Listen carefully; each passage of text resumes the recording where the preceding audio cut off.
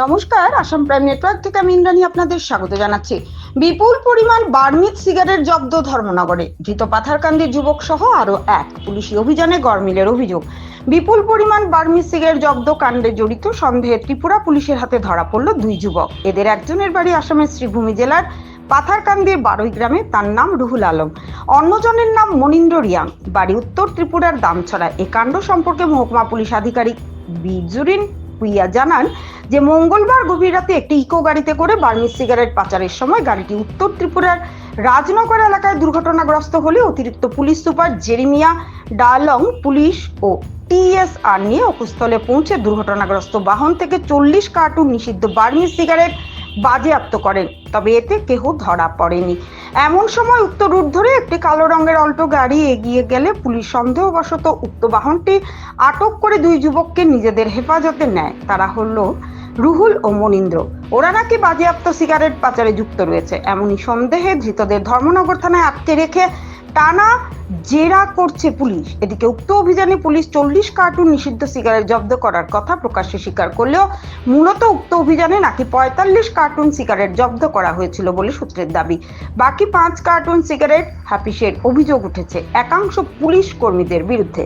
ফলে সর্ষের মধ্যে থাকা ভূতকে খুঁজে বের করতে এলাকার সচেতন মহল প্রশাসনিক ঊর্ধ্বতন কর্তৃপক্ষের হস্তক্ষেপ কামনা করেছেন। জানা গেছে উক্ত রুট দিয়ে নেশা সামগ্রী পাচারের ঘটনা নতুন নয়। একাংশ পুলিশ কর্মীদের গোপন সমঝোতায় উল্লেখিত রুটে দিনের পর দিন নেশা সামগ্রী পাচারের মাত্রা বৃদ্ধি পাচ্ছে বলে বিস্তর অভিযোগ উঠেছে।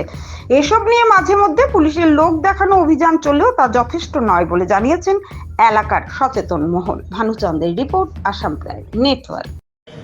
This morning, in the early morning, there was information that there was an accident, and PS staff had gone to Rajnagar area where they found one vehicle, an eco vehicle TR05G0363, where we had found that there were around 40 cases of Burmese packets of cigarettes.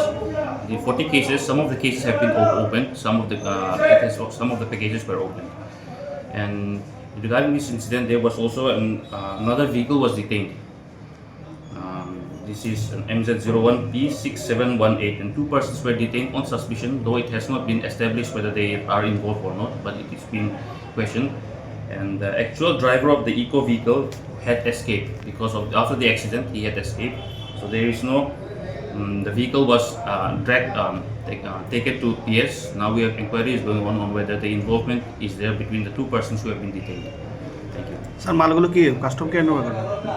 মালগুলো কি custom কে handover করবে? We'll see. You have to find out the port first. তো আমাদের কাছে খবর আছে sir 45 carton ছিল মাল cigarette. As far as my information I have received is 40 which somewhere have been opened when the police reached on the spot. The vehicle, when the police personnel reached on the spot, they had taken 40 cases of cigarettes, some of which were open.